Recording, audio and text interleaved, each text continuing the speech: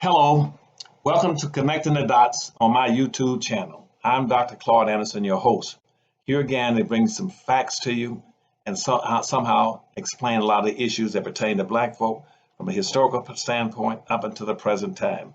Let's use one thing let's talk about something that's very popular in American society, but most people don't understand what they're talking about when they bring it up. It's about race matters and what is race and what is racism. And I've yet to find very many people that know. As a matter of fact, at one time, I used to go around the world and I would offer to give people $100. They tell me what racism was. And invariably, I couldn't find one person that could explain what racism was because they use the definitions that are being perpetuated by the dominant white society. But let's find out what racism and track it. Let's go back in history now. See, if you go back in history, let's go back to about the 1450s as an instance. In about 1450, there were there was no such thing as a race. What they had in those days, they had tribes, they had religious groups, and they had nations. That was it. Those three things: tribes, nations, and religions. But there was no such thing as race. But about 1445 to 1450, at that particular time, a guy named Henry the Navigator went off the coast of Africa, and he picked up about 16 blacks and took them back to Portugal and to Italy. And he got back there. He gave them to the Catholic Church as a gift, and suggested they can use them however they saw fit. And they used the Catholic Church. The reason they gave them to the Catholic Church, you see, was because prior to that time, the Catholic Church sort of played the role of being an advocate and a consoler for people who were slaves. Because to be a slave in that time, you had, again, as I said, be persecuted for being either for indebtedness or for religious persecution or a victim of a war, a prisoner of war. And so the Catholic Church was playing the role of being a great consoler, come in and comfort you. And so when Henry the Navigator gave those 16 blacks to the Catholic Church in about 1445, 1450, they kept them and used them. What we do, we use them as slaves, as servants in the Catholic Church. And they used them in that role from about 1445, 1450 up until about 1488. And in 1488, a guy named Pope Innocent, he says, we found out over this 40-some year period, having these blacks around, that's a good thing. And because we never had them before. As I said before, to be a slave, you had to be either indebted to someone or religiously being persecuted or prisoner of war. But these were neither of those things. So they said, well, this is a good thing. And so at that point in time, they injected the word race into race popped up. Not necessarily at that point, but around that point. And by saying, okay, what we're going to do now is just use them in any capacity we could. Then about 4 or 5 years later, Henry the Navigator, after Henry the Navigator gave all these things to the Catholic Church, Columbus sailed around the world in hopes of finding new land and valuables and golds, and matter of fact, even finding dope and sugar. And he ran into a continent over here called North American continent. He landed there, and they found out that it was pretty much uninhabited, except a few, about maybe 100, 200,000 at max Indians running around the land. And it was pretty much uninhabited. He went back to Europe, and so by the early 1500s, it was a major thing was going on across the world.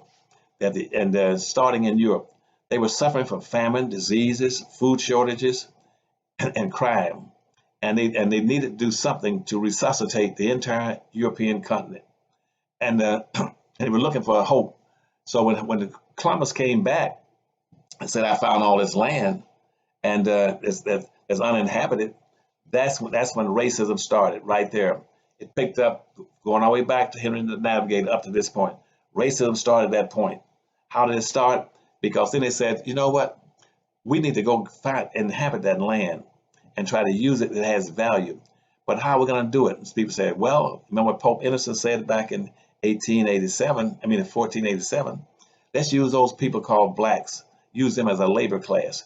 And we're going to change the whole concept of how to get wealth and power and save this continent. the entire European continent was going down the toilet.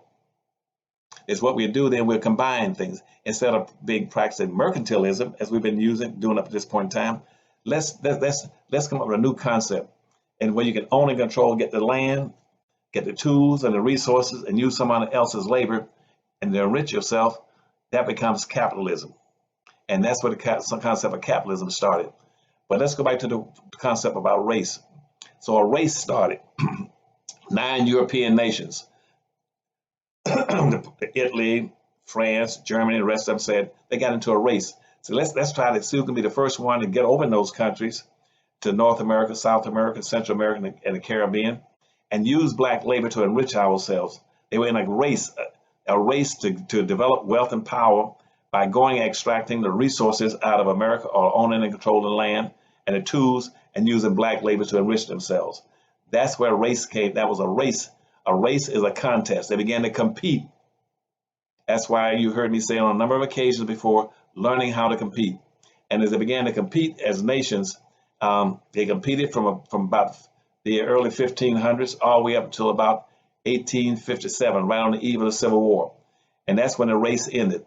The race ended. That was a 300-year, but the race ended then. You know why it ended?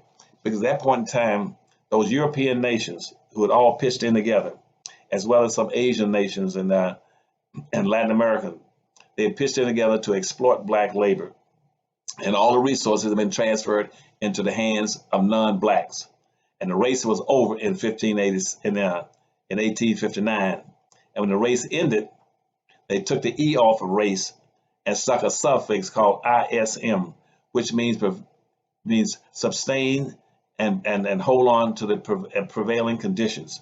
At that particular time in 1859, whites owned almost 99% of everything in America, and black slaves owned practically nothing. You had about almost 4.5 to 5 million slaves, but they owned practically nothing. And the only people, and the few blacks that had gotten something, was you had about 200-some thousand blacks that were free. Collectively, they had 1/2 or 1% of anything of value. At that point in 1859, the race ended. And they took the E off of race and stuck the suffix ISM. That's where racism came from. It had nothing to do with minorities and poor folk and people of color. It had to do strictly with black people and whites, which means all the wealth and resources and land, ownership, rights, privileges, businesses, income, had all been transferred into the hands of the dominant white society. And consequently, from that point on, whites would own and control everything in the country. And that was what racism was. At any time black folk asked for anything, for reparations, or affirmative action, or any preferential treatment, anything, you sort of be in an opposition to it. Whites and their sub-ethnics were to oppose anything that would allow the conditions of black folk to change. Whites were in 1859 on the eve of the Civil War.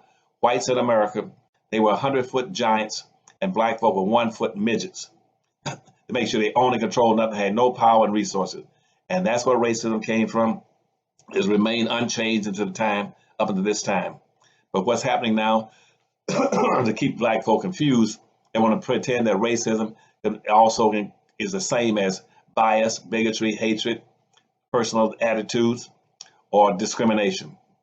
Those things have nothing to do with everybody discriminates. Even in a family, you can discriminate, but you can have 5 kids and discriminate between them. That has nothing to do with racism. And see, black folk must learn that and understand that black people can never be racist. All they can do in America is react to white racism. Blacks don't have the power to enslave, Jim Crow, segregate, or mistreat anybody in America. And racism is an issue between blacks and whites. It has nothing to do with language groups or culture groups or other groups coming to America. It is our gays, a midget. It has to do with black people, blacks and whites. And so now that you understand racism, be on the guard. Don't let anybody use those terms in front of you to confuse it and mix it with things that don't pertain to black folk. White folks started misusing the word race after 1859 and told black folk it has to do with how you feel about somebody, and how you, whether you like them or not. Racism started off as an economic issue between blacks and whites. It is still an economic issue between blacks and whites. Now, as you know, go forward, produce wealth and power for our people. Take care, and I'll see you next week on Connecting the Dots. This is Dr. Claude Anderson signing off.